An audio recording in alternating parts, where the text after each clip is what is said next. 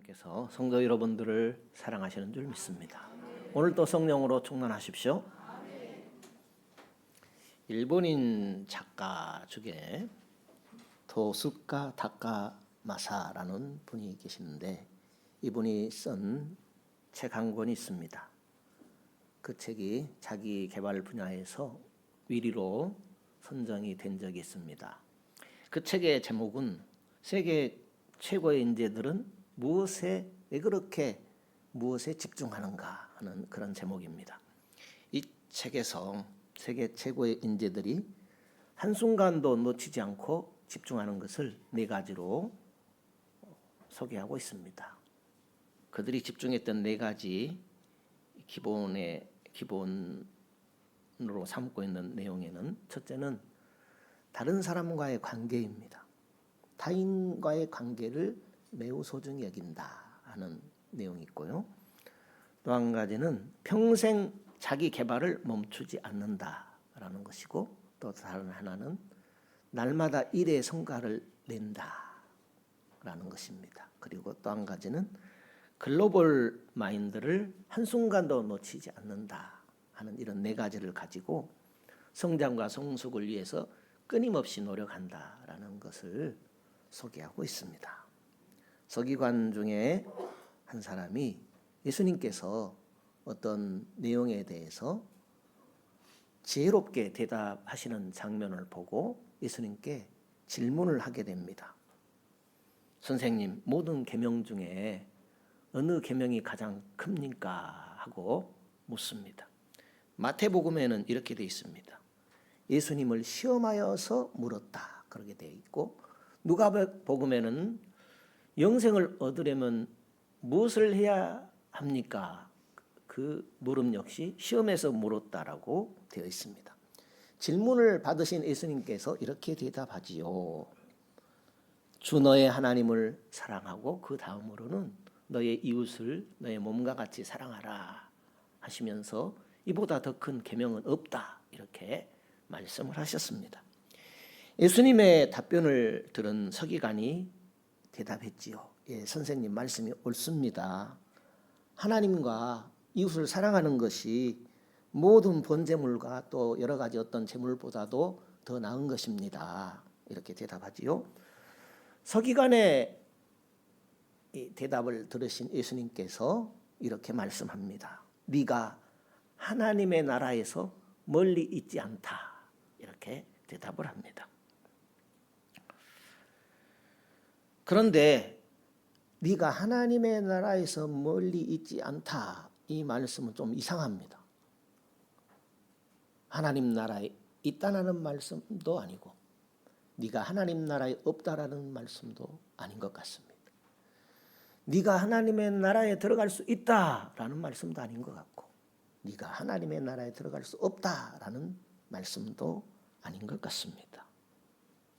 다만 네가 하나님 나라에서 멀리 있지 않다 이렇게만 말씀하고 있습니다. 애매한 말입니다. 이 서기관이 하나님 나라에 들어갈 수 있다는 말입니까? 들어갈 수 없다는 말입니까?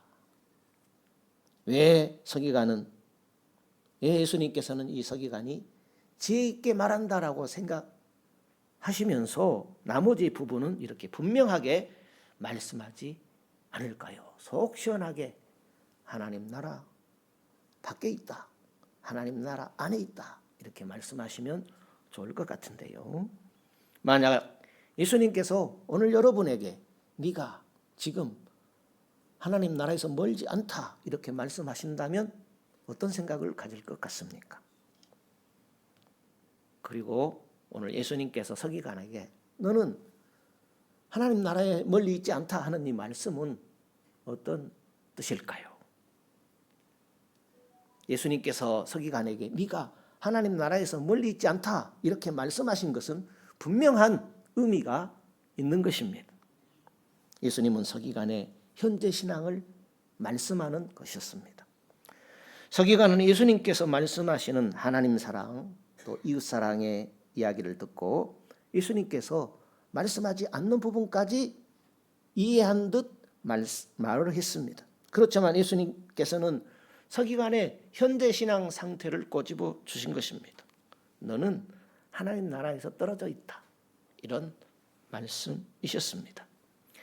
서기관은 하나님을 사랑하고 이웃을 사랑하는 것이 번제물과 다른 여러 가지 제물보다 우선이다라는 사실을 잘 알고 있었습니다. 하나님 사랑, 이웃 사랑이 신앙의 제일 우선순위다라는 것도 너무나 잘 알고 있었습니다. 하지만 알고는 있었지만은 실천하지 않았습니다. 서기관의 모습이 겉으로는 하나님 나라에 들어갈 것처럼 보였을지 모릅니다.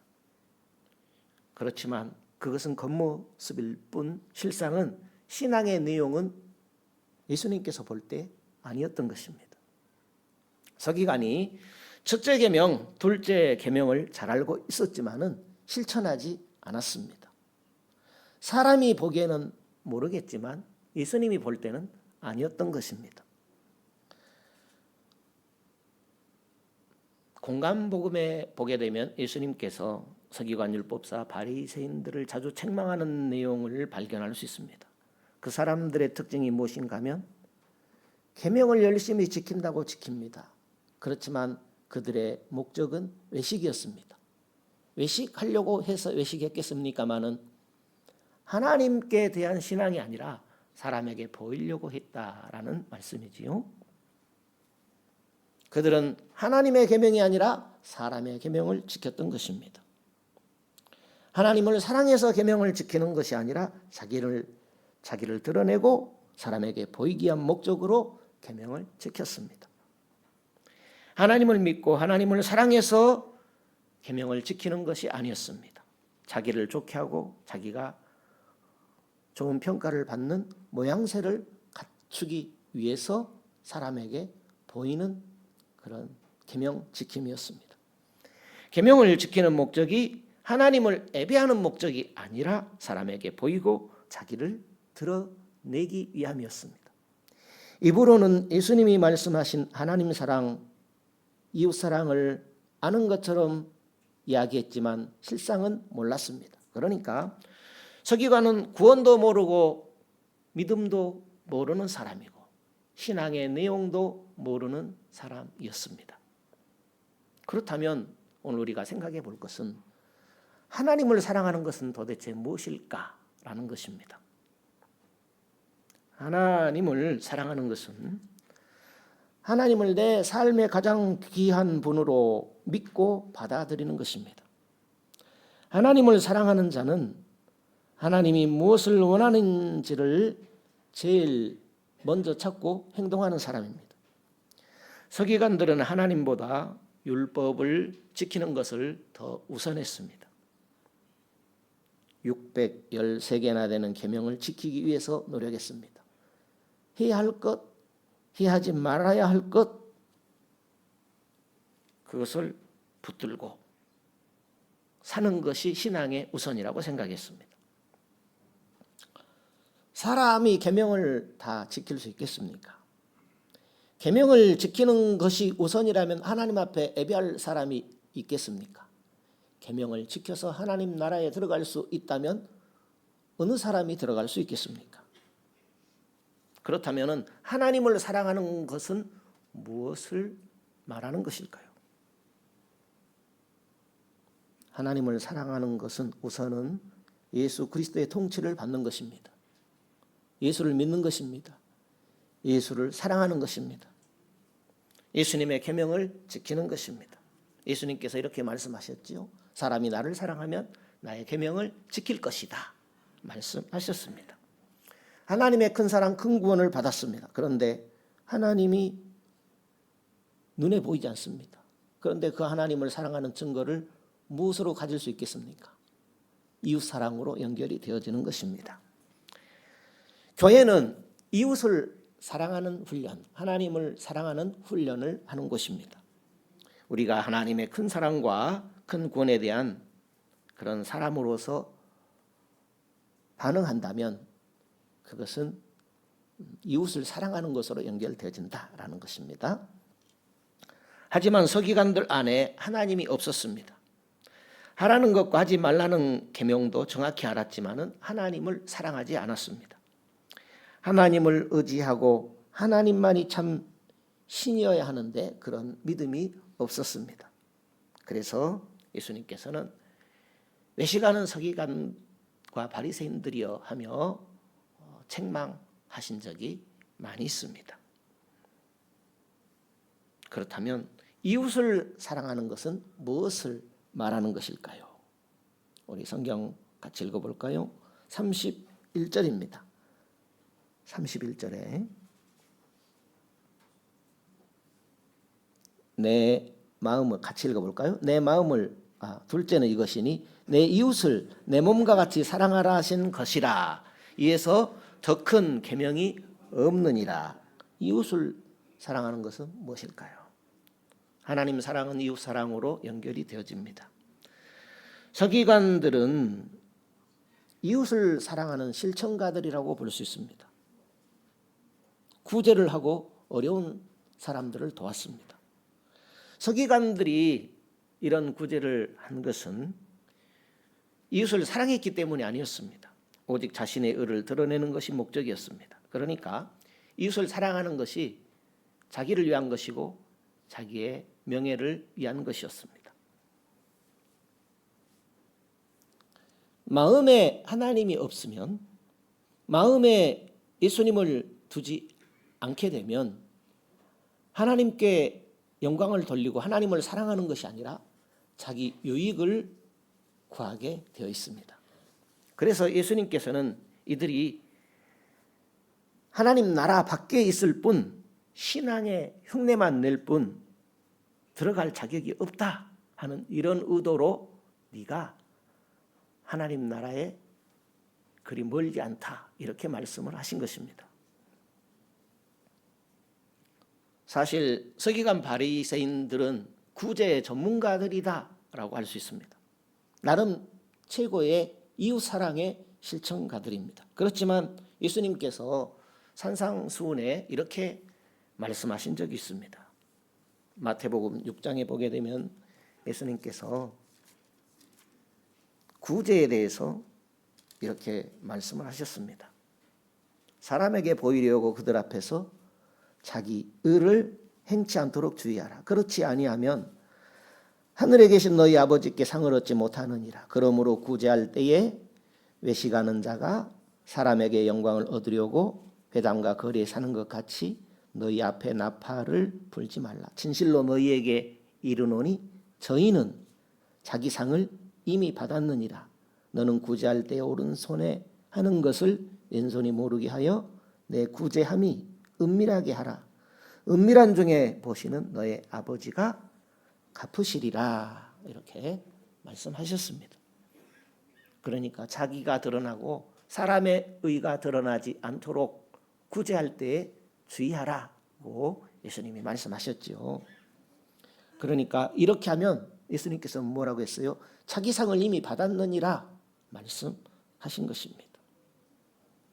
그러니까 정말로 이 서기관은 예수님께 질문을 하고 대답한 이 서기관은 정말로 하나님을 사랑하고 이웃을 사랑하는 모습이 아니었다는 말씀입니다.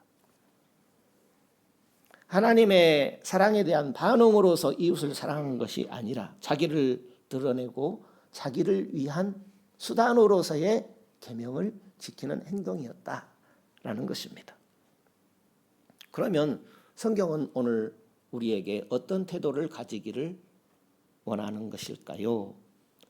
하나님 나라에 들어가려면 온전한 신앙과 삶이 하나 되어야 한다라고 합니다. 하나님 나라에 들어가려면 온전한 신앙이어야 한다라는 거예요. 아멘이 안 나오죠. 성경에 그리 적혀 있는데 아멘을 안 해요. 제가 한 말이 아니고. 하나님을 사랑하는 참 신앙과 진실한 삶이 필요합니다. 마음과 목숨과 뜻과 힘을 다해 온전한 신앙을 가지려고 힘써야 합니다. 온전한 신앙이 무엇일까요? 예수님 믿고 하나님이 원하시는 마음과 뜻과 목숨과 힘을 더해가는 것입니다. 한꺼번에 다 하기는 힘들잖아요. 온전한 신앙은 나를 내려놓는 것이고 내 방법도 내려놓는 것입니다. 그러니까 내 지정의를 동원하여서 하나님을 섬기는 것입니다.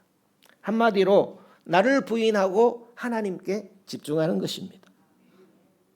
그것이 신앙과 삶이 일치되는 것입니다. 예수님께서 말씀하신 마음과 목숨과 뜻과 힘을 다해 주 너희 하나님을 사랑하라는 것은 내 이웃을 내 몸과 같이 사랑하라라는 말씀과 연결이 되어집니다. 마음을 다하라라는 것은 하나님께 마음을 다하려면 내 마음을 내려놓아야 할 것입니다. 목숨도 다하라고 그랬죠. 가장 소중한 내 목숨마저도 하나님 것으로 여기라는 것이죠. 그것은 목숨이 있는 동안 하나님을 사랑하라는 말씀이죠. 뜻과 힘을 다하라는 것은 영적으로 육체적인 모든 활동력을 동원해서 하나님을 사랑하라는 것입니다. 그렇게 온전한 신앙으로 나아가는 모습이 하나님을 사랑하는 모습이라고 하는 것입니다. 신앙은 내가 얼마나 아느냐라는 것이 중요하지 않습니다. 무엇을 위해서 신앙하는지가 중요합니다. 하나님 사랑에 대한 내 삶을 하나님께 드리는 것, 그것이 신앙입니다. 신앙은 하나님께 드리는 것입니다. 그렇다면 지금 나는 어디에 머물고 있는가? 나는 어떤 신앙의 사람인가? 생각해 보아야 할 것입니다. 나는 하나님 나라 안에 있는 사람입니까? 아니면 나는 하나님 나라 밖에 있는 사람입니까?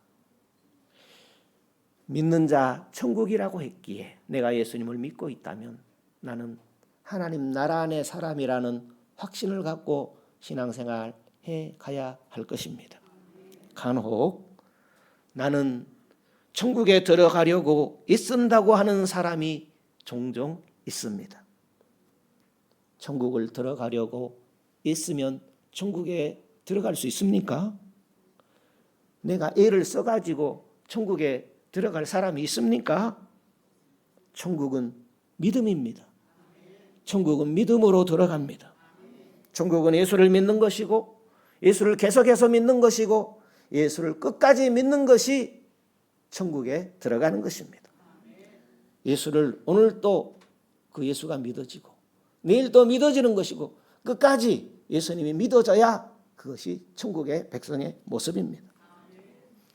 예수 그리스도를 믿음과 확신 없이 내가 무언가를 행함으로 저 천국에 들어가려고 애쓴다고 하면 그것은 무언가 새롭게 정리를 해봐야 할 것입니다. 무엇이 문제입니까? 오늘 우리가 신앙생활하는데 무엇이 문제가 됩니까?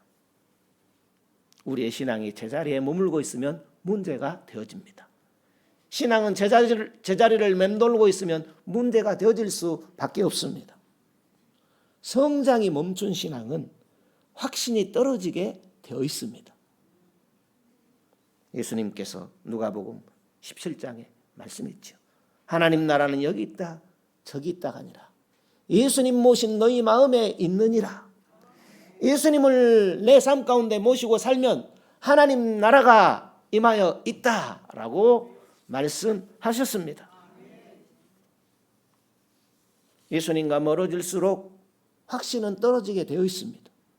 신앙생활은 예수님을 가까이 하는 생활입니다. 예수님을 가까이 하는 것이 은혜 생활이죠. 은혜의 예수님을 가까이 하니까 은혜 생활인 것입니다. 신앙생활은 은혜로 하는 것입니다. 은혜로 껴있는 것, 그것이 신앙생활입니다. 성경 보시죠. 마태복음 24장에 보면 예수님께서 마지막 때에 되어질 일들을 말씀하고 있습니다. 말세에 되어질 일, 마태복음 24장에 보면 37절입니다. 먼저 우리가 생각할 것은 마지막 때라는 것은 지금 우리가 사는 때가 마지막 때입니다. 할렐루야. 말세는 예수님이 오셨지요. 그분이 승천하셨지요. 다시 재림하실 것입니다. 그 기간을 살아가는 때를 만세라고 합니다. 그러니까 오늘 우리에게 주께서 하신 말씀이죠. 37절에 보면 노아의 때와 같이 인자의 임함도 그러하리라. 홍수 전에 노아가 방주에 들어가던 날까지 사람들이 먹고 마시고 장가들고 시집가고 있으면서 홍수가 나서 저희를 다 멸하기까지 깨닫지 못하였으니 인자의 임함도 이와 같으리라. 그때에 두 사람이 밭에 있음에 하나는 데려감을 당하고 하나는 버려둠을 당할 것이요 두 사람이 매를 갈고 있음에 하나는 데려감을 당하고 하나는 버려둠을 당할 것이니라 말씀했습니다. 똑같이 이 세상을 살아가는데 예수님을 모시고 살아가는 삶과 예수님을 모시지 않고 살아가는 삶이 있다라는 것입니다. 예수님을 모시고 살아가는 삶이 하나님 나라를 살아가는 삶이다라는 것입니다. 예수님과 함께할 때에 하나님 나라가 임하는 것이고 예수님과 함께하기를 힘쓰는 것이 하나님 나라를 지속하는 삶의 모습이 되는 것입니다. 그런데 내가 신자라고 하면서 맨 나의 유익만을 구하고 내가 신자라면서 무엇을 먹을까 마실까 맨 세상 염려거리에만 매여서 살아간다고 하면 예수님은 그것은 믿음이 없는 모습이다라고 말씀을 하셨습니다. 우리가 예수님과 함께하기를 힘쓸 때에 그의 나라와 그의 의를 구하는 신앙으로 지금 하나님 나라를 살아가는 것이 신자요 그리스도인의 모습이라 할 것입니다. 하나님을 사랑하는 것이 머리로는 이해가 되는데 삶으로 연결이 되어지지 않는다면 지금 신앙의 결단이 필요하고 회복이 필요하다 할 것입니다. 신앙은 전진해야 됩니다. 신앙은 움직이는 것입니다. 내 삶을 동원하는 것입니다. 나라는 사람의 생각, 마음, 뜻, 힘을 다 동원하여 하나님께 가까이 나가는 것입니다. 신앙은 전진합니다. 제자리를 맴돈다면 그 자리에서 벗어나야 합니다. 머리로는 이해했지만 삶으로 연결되지 않는다면 하나님 나라를 사는 모습이 아니겠지요. 그래서 신앙이라고 할 때의 반응입니다. 그 반응은 결단과 실천으로 나타납니다. 오늘 또 새롭게 결단하고 또 주님 앞에 가까이 나아가는 그런 모습이기를 축복합니다. 내 인생의 주인은 누구이십니까? 다시 한번 진지하게 묻고 대답해야 할 것 같습니다. 내 생에 있어서 가장 중요한 것을 무엇으로 삼고 살아가십니까? 내 인생은 지금 어떤 내용으로 채워지고 있습니까? 어떤 내용으로 내 인생을 채우기를 힘쓰시고 계십니까? 오늘 성경 묻습니다. 내가 지금 어디에 있는가? 예수 믿는 여러분 지금 어디에 있는지를 묻고 있는 것입니다. 내 삶의 중심이 하나님을 중심에 두고 성경을 중심에 두고 말씀을 중심에 두고 다시 한번 세워가시기를 축복합니다.